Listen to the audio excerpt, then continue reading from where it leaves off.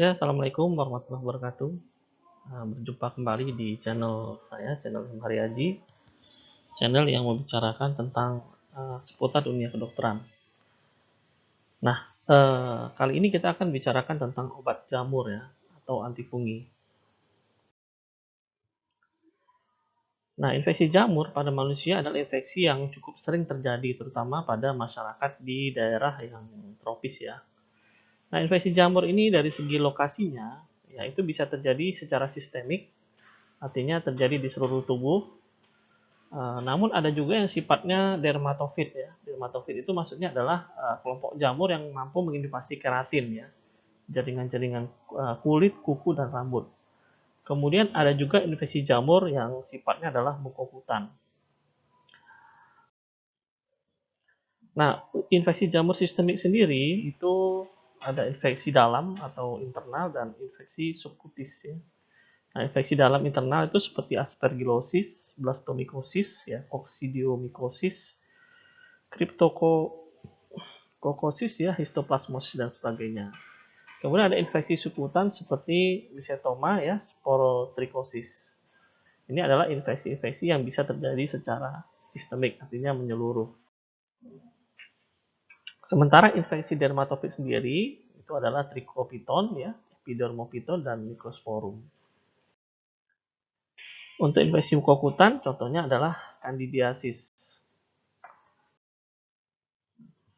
Nah, infeksi jamur itu bisa terjadi seperti saya jelaskan di awal, bisa terjadi secara infeksi jamur sistematik maupun infeksi jamur topikal. Topikal bisa terjadi secara dermatofit maupun mukokutan. Nah, berikut kita akan membicarakan anti jamur yang sifatnya sistematik. Artinya memang obat ini digunakan dan beredar ke seluruh tubuh. Nah, obat yang sering digunakan ya di klinis pertama itu adalah amphotericin B ya. Nah, sifat kimianya bisa kita perhatikan, misalnya obat ini merupakan antibiotik polen ya, bahasa apoter, lemah, tidak larut air, tidak stabil ya, tidak tahan suhu di atas 37 derajat, dapat stabil pada suhu 40 derajat Celcius ya. Kemudian kristal berbentuk kristal ya, jarum ya, prisma berwarna kuning, tidak berasa dan tidak berbau. Dan merupakan hasil dari fermentasi Stromyces nodosus. Nah, untuk aktivitas anti jamurnya sendiri, amphotericin B ini bersifat fungisidal ya, ataupun fungistatik tergantung dari dosis yang diberikan ya. Nah, efeknya bisa bersinergi dengan rifampicin dan minosilin dan menyerang sel tubuh dan sel yang matang ya, jadi dari sel jamur tersebut. Efektif pada pH 6 sampai dengan 7,5. Nah, bagaimana mekanisme kerja dari amphotericin? Jadi amphotericin ini mengganggu dari ergosterol ya di dalam jamur. Jadi gambar ini merupakan satu gambar ilustrasi dari jamur, di mana untuk pembentukan membran dari jamur itu ada semacam protein yang disebut dengan ergosterol. Nah, penggunaan amphotericin ini akan merusak ya atau mengganggu dari pembentukan protein ergosterol sehingga jamur tersebut menjadi lisis. Gitu. Nah, pada gambar ini juga terlihat berbagai macam anti jamur ya dengan mekanisme kerjanya yang berbeda-beda. Secara farmakokinetika, amphotericin B ini penyerapan dulu melalui saluran cerna, kemudian seluruh jaringan ya. Jadi distribusinya berada di seluruh jaringan, 95% beredar dalam plasma terikat lipoprotein. Kemudian metabolisme waktu paruh itu 24 jam ya, kemudian ekskresinya terjadi lewat urin. Efek samping yang mungkin terjadi dari pemberian amphotericin B itu adalah misalnya demam ya, kemudian flebitis, kemudian penurunan fungsi ginjal, asidosis tubular ringan, dan anemia normositik normokrom. Tapi gejala-gejala ini dapat kita atasi ya dengan misalnya kalau demam kita memberikan secara simptomatis. Ya, bisa kita lihat pada slide ini. Nah, Amphoterisin biasanya digunakan sebagai terapi awal dari semua jenis infeksi jamur sistemik ya. Nah, jika infeksi tersebut sudah bisa diatasi, artinya keparahannya menurun, maka biasanya untuk terapi selanjutnya dilanjutkan dengan golongan azol seperti ketoconazole. Nah, slide berikut menggambarkan bentuk sediaan dari amphoterisin B. Ya, bisa kita lihat pada gambar ini ya. Jadi ada yang berbentuk infus ya, infus gambestrosa, ya. Kemudian ada yang berbentuk cairan injeksi dan sebagainya. Kemudian ada lagi obat jamur yang kita kenal dengan nama flusitosin ya. Ini berasal dari sintetik ya, fluorinasi dari pirimidin. Nah, ini adalah struktur kimianya, memiliki persamaan struktur dengan fluorourasil dan fluoxuridin. Nah, flusitosin, aktivitas anti jamurnya ini bagus untuk kandidiasis, kemudian kriptokosis ya, torulopsis ya, romomikosis, aspergillosis. Kemudian baik sekali pada kasus infeksi saluran kemih bawah yang diakibatkan karena kandidiasis ya. Namun dalam beberapa laporan dilaporkan bahwa sudah terjadi 50% kasus resistensi terhadap pemberian dari flusitosin. Mekanisme flusitosin ini berada di inti dari sel jamur ya, menghambat langsung sintesis DNA oleh fluorourasil. Jadi kalau kita lihat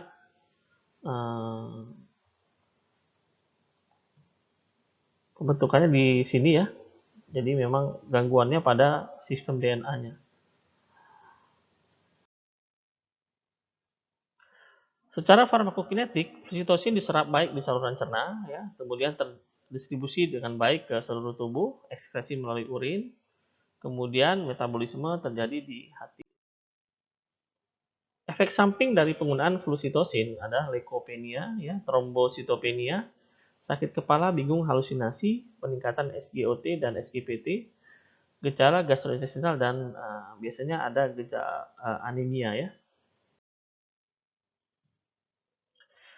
Nah, penggunaan flusitosin ini difokuskan pada infeksi Cryptococcus, kemudian neoformans, ya, Candida, ya, kemudian ada Chromoblastomycosis.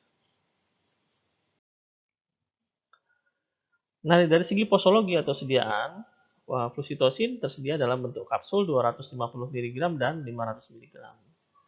Di mana dosis yang dianjurkan adalah 50 sampai dengan 150 mg per kilogram berat badan per hari yang dibagi di dalam 4 dosis.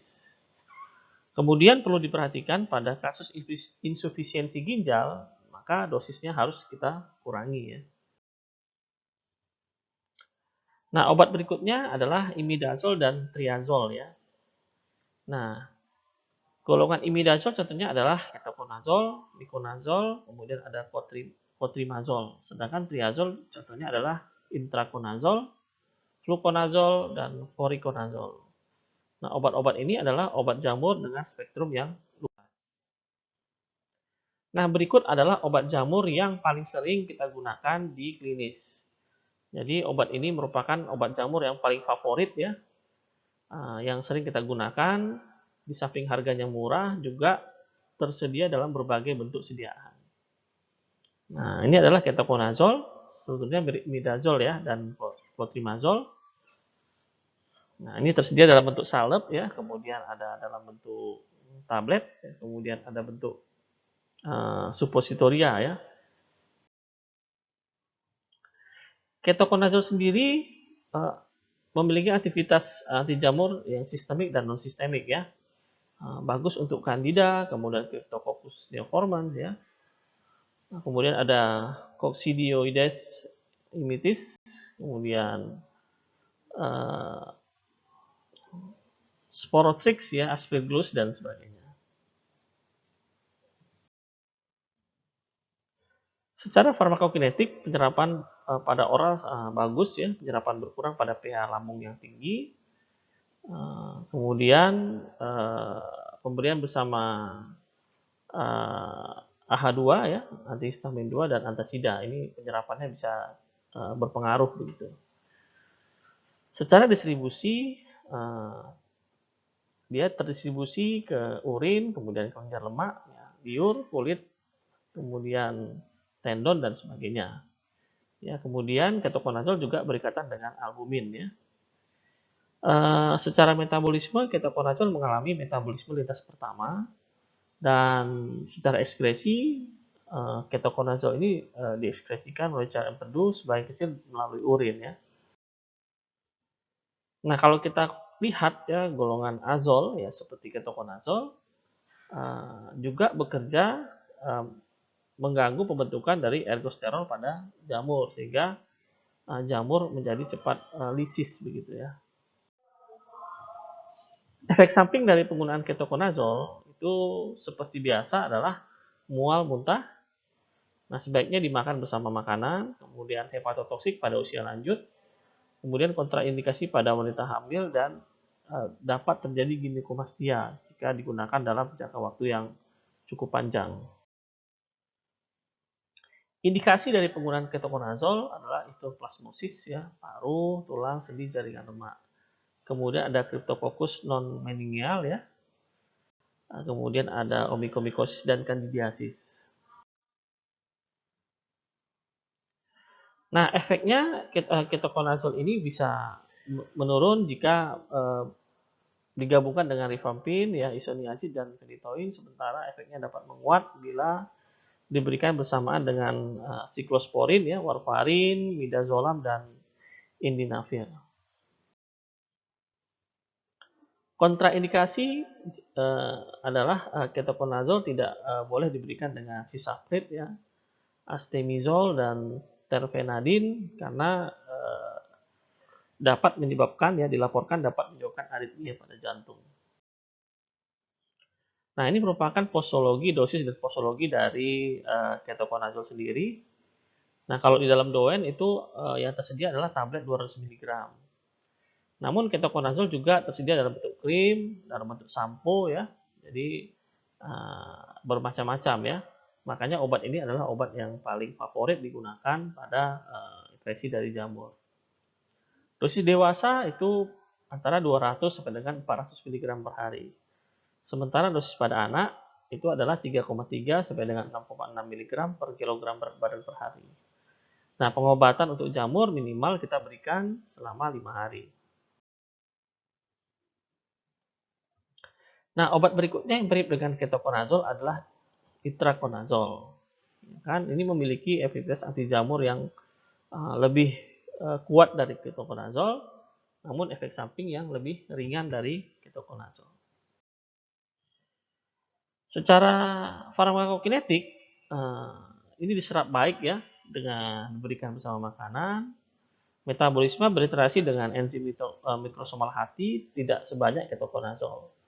Kemudian distribusinya rifampicin mengurangi kadar plasma.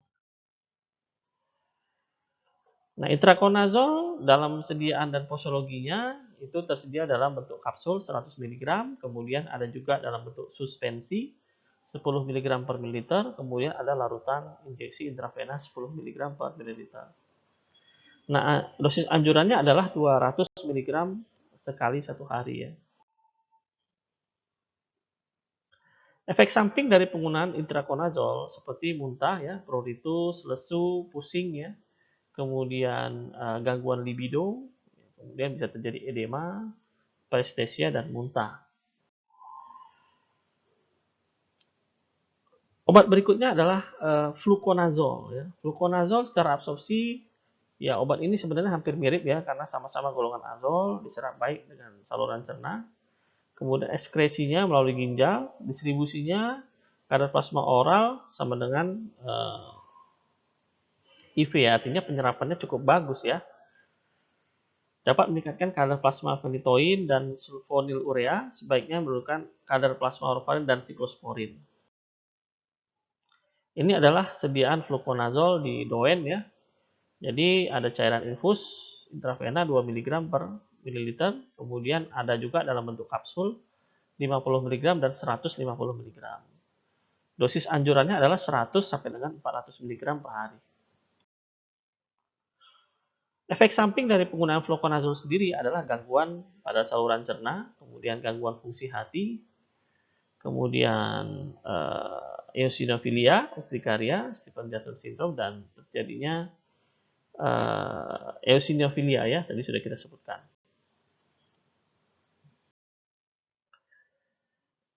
Kemudian indikasi dari penggunaan fluconazole ya, misalnya pada Cryptococcus pada pasien AIDS setelah pengobatan dengan afoterisin B. Jadi fluconazole ini bagus sekali untuk pasien dengan imunodefisiensi.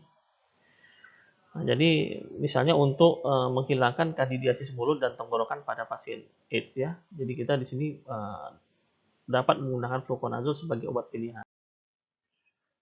Nah, obat lainnya adalah voriconazole ya, golongan triazole.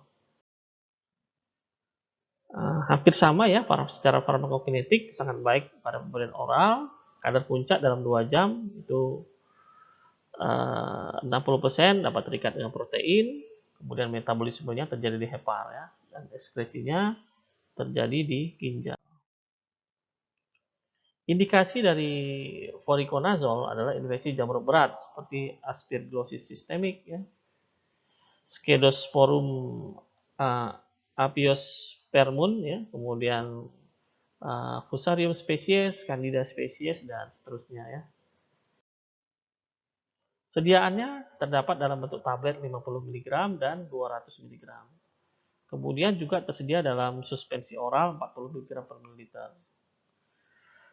Nah, untuk sediaan injeksi ya IV 200 mg dilarutkan dengan 19 ml aquabides, dicairkan lagi dengan garam faal, kemudian diinfuskan 1 sampai dengan 2 jam.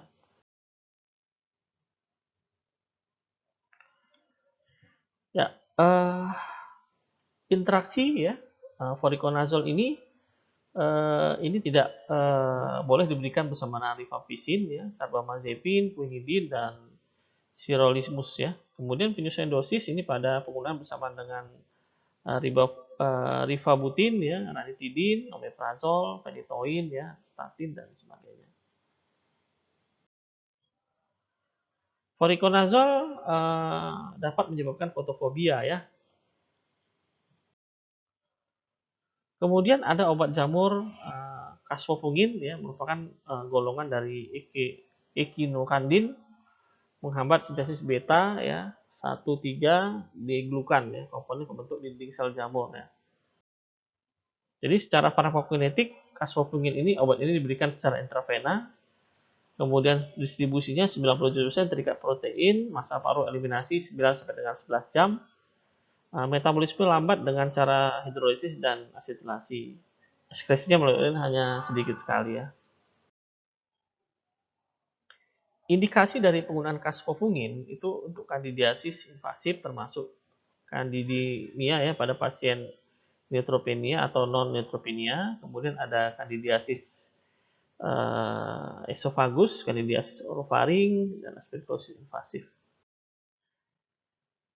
Kasfofungin memiliki efek samping seperti demam, muntah, pruritus, flushing, dan mual. Namun dapat ditoleransi dengan baik ya pada umumnya. Efek kasfofungin itu sendiri akan menurun jika digabungkan dengan siklosporin dan tacrolimus ya.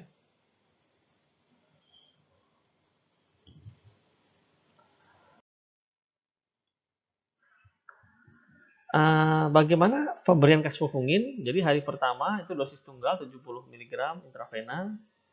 Kemudian pada hari berikutnya ada dosis tunggal 50 sampai dengan 70 mg intravena sehari pada hari berikutnya dalam 1 jam. Pasien dengan gagal hati ya dosis penularannya itu berkisar antara 35 mg per hari. Obat berikutnya adalah terbinafin, merupakan derivat alinamin struktur mirip naftitin ya. Ini digunakan untuk onychomycosis, candidiasis cutaneus, tinea versicolor, dan obat ini harus dikombinasikan dengan imidazol dan triazol. Secara farmakokinetik ya, terbinafin sendiri absorpsi oral sangat baik. Kemudian bioavailabilitasnya 40% karena mengalami first pass metabolisme. Secara distribusi 99% terikat protein plasma ya dan terakumulasi pada kulit, kuku, jaringan lemak. Kemudian metabolisme terjadi di hati dan ekskresinya melalui urin. Terbinafin bersifat keratofilik dan fungisidal, yang ini akan mempengaruhi biosintesis ergosterol dinding sel jamur sehingga menghambat enzim sukulen ya, epoksidase pada jamur sehingga menyebabkan lisis ya pada jamur. Nah, terbinafin harus hati-hati pada ibu hamil dan dianjurkan untuk dihindari. Kemudian kemungkinan timbulnya sindroma Stevens-Johnson, neutropenia berat ya, kemudian hepatotoksik, ras, sakit kepala dan gangguan pada saluran. Posologi dari terbinafin sendiri itu ada yang oral ya, jadi seperti ini, tablet oral 250 mg. Dosisnya adalah dosis tunggal ya, 250 mg.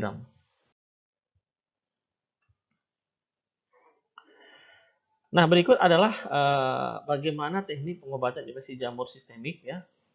Misalnya pada aspergillosis ini dianjurkan menggunakan amphotericin B intravena dengan dosis 0,5 sampai dengan 1 mg per kilo badan, dilakukan dalam infus lambat ya. Kemudian untuk kandidiasis, amphotericin B dapat digunakan ya 50 mikrogram per MI dalam air steril selama 5 sampai dengan 7 hari ya. Kemudian blastomikosis ini dapat digunakan ketoconazole ya, 400 mg sehari selama 12 bulan ya. Atau bisa menggunakan intraconazole 200 sampai dengan 100 mg sehari-sehari. Sekali sehari ya. Koksidiomikosis itu bisa menggunakan amphotericin B, IM ya, kemudian ketoconazole dan intraconazole. Ini adalah obat-obat pilihan ya dalam pengobatan jamur yang sistemik. Kemudian dapat juga digunakan anti fungi yang lain, misalnya Cryptococcus ya. Kasus Cryptococcus kita juga menggunakan amphotericin B. Kemudian mukormikosis, di sini kita juga menggunakan amphotericin B. Histoplasmosis kita menggunakan ketoconazole bisa. Kemudian ada parakoksidiomikosis, kita juga di sini menggunakan ketoconazole dan amphotericin B. Jadi dari kasus-kasus ini bisa kita lihat bahwa obat-obat jamur yang paling sering digunakan itu adalah amphotericin B dan ketoconazole. Selanjutnya kita bahas anti jamur untuk infeksi dermatofit dan mukokutan ya, jamur-jamur permukaan. Di sini kita bisa menggunakan pertama obatnya adalah griseofulvin ya. Griseofulvin.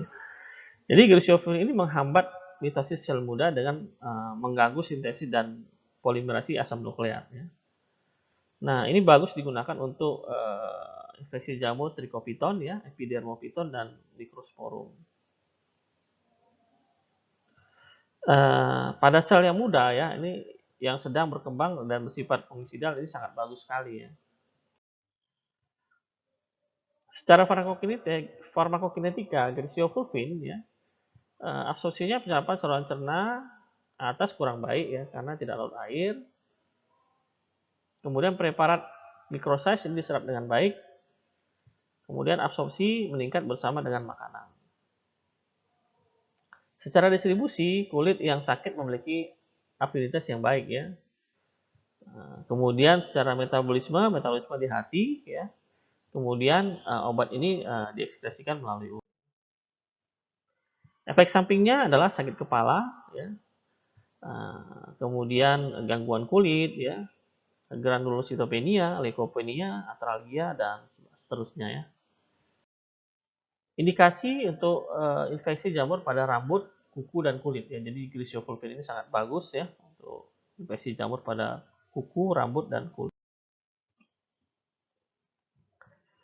Nah, griseofulvin tersedia di Doen ya, dalam tablet 125 mg, kemudian 250 mg dan 500 mg.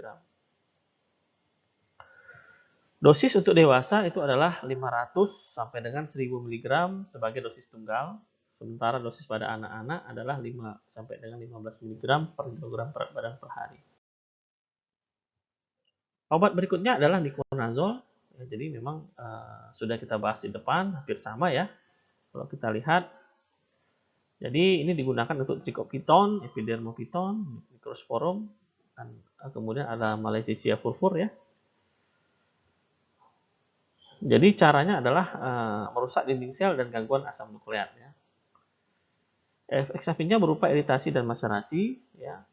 Kemudian tersedia dalam krim 2%, kemudian ada bedak tabur, diberikan 2x1 selama 2 sampai dengan 4 minggu, kemudian ada bentuk gel, dan obat ini tidak boleh diberikan untuk mata ya.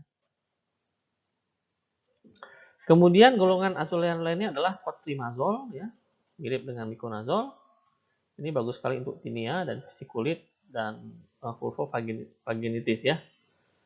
Krim vaginal 1% ini sediaannya sekali sehari selama 7 hari dan tablet vaginal 100 mg dosis 500 mg sebagai dosis tunggal ya. Jadi 100 sampai dengan 500 mg ya. Efek sampingnya berupa rasa terbakar, eritema, edema, gatal, dan urtikaria. Berikutnya adalah nystatin ya. Jadi antibiotik polia dihasilkan dari Stropnices noceae ya. Mirip afotericin B namun lebih toksik sehingga tidak digunakan secara sistemik. Ini menghambat jamur dan ragi, berikatan dengan ergosterol pada membran sel jamur. Jadi bekerja pada ergosterol juga. Memang sebagian besar obat-obat jamur ini bekerjanya mengganggu ergosterol. Indikasinya candida di kulit, selaput lendir, dan saluran cerna ya. Efek sampingnya biasanya adalah gangguan gastrointestinal. Ini adalah sediaan nystatin ya, posologinya suspensi 100.000 international unit per mililiter, atau ada juga dalam sediaan tablet salut gula 500.000 international unit ya. Untuk kandidiasis oral dewasa itu dosisnya adalah 500.000 sama dengan 1 juta ya, sekali sehari ya. Kemudian untuk vagina itu diberikan 1 sampai 2 kali per hari selama 14 hari. Kemudian kita juga mengenal obat jamur yang lain ya, misalnya asam benzoat dan asam salisilat. Ini contoh obat yang sudah kita kenal sama-sama ya. Dan obat ini juga sudah lama diproduksi.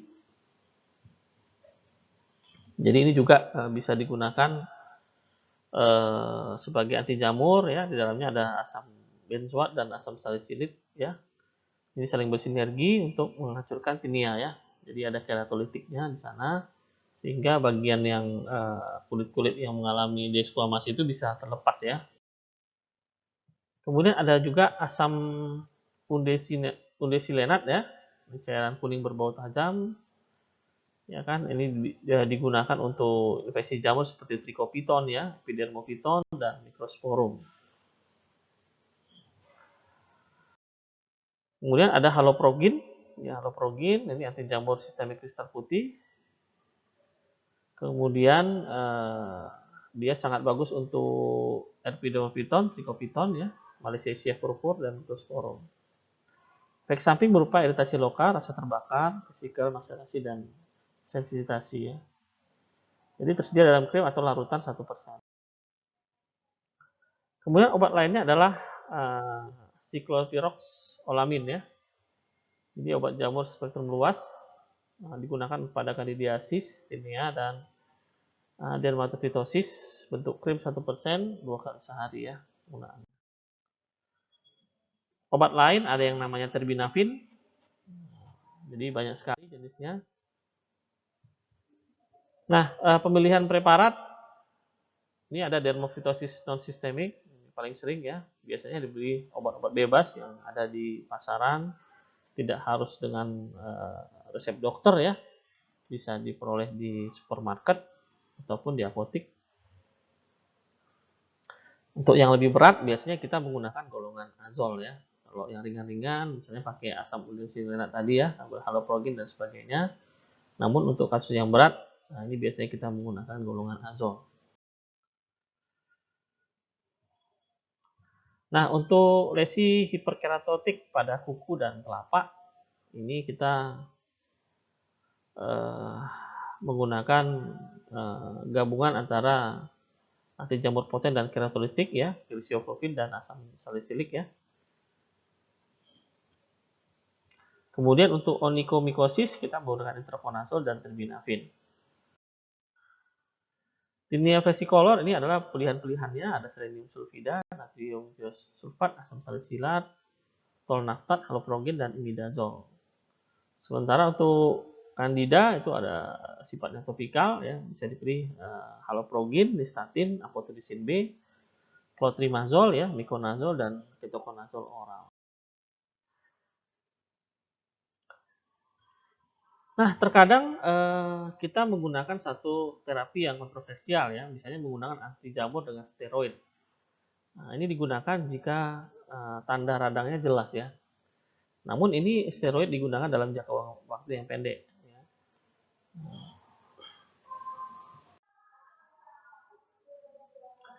Kadang juga kita menggunakan 3 kelas terapi ya, antara anti jamur, steroid, dan antibiotik.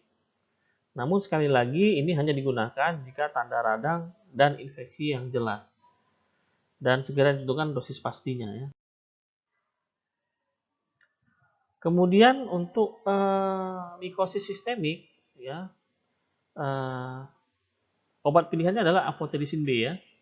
Kemudian dapat dilanjutkan dengan voriconazole. Nah, amphotericin B ini biasanya diberikan drip infus dengan pengawasan yang ketat ya. Nah, baiklah, kesimpulan dari obat jamur merupakan obat yang digunakan untuk memusnahkan jamur patogen pada tubuh, dapat bersifat statik maupun sidal ya, bisa menghambat ataupun membunuh bakteri, membunuh jamurnya. Kemudian memiliki spektrum sempit dan luas, mekanisme kerja sebagian besar di membran sel jamur maupun bekerja pada inti sel dan organel sel lainnya pada jamur itu. Nah, sediaan obat dalam bentuk topikal dan bentuk sistemik berupa oral maupun parenteral ya. Kemudian penambahan keratolitik diperlukan untuk mempermudah penetrasi obat ya. Ini adalah daftar pustaka yang saya gunakan.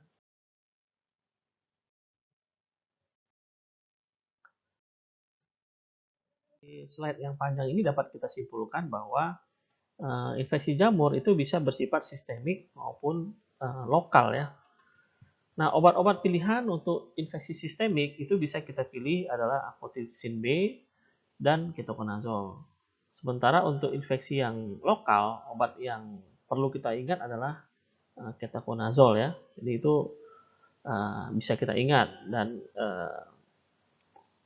paling tidak kita bisa mengingat obat jamur ini dari sekian banyak ini adalah 2 ya, untuk infeksi sistemik maupun infeksi yang lokal. Baiklah, demikian yang bisa saya sampaikan di dalam topik kuliah tentang obat anti jamur ini. Silakan Anda mencari dan membaca ulang literatur yang Anda punya ya tentang infeksi jamur. Jadi sekali lagi untuk di awal mungkin kita cukup mengingat obat anti jamur itu ada 2 ya, ketoconazole dan amphotericin B ya.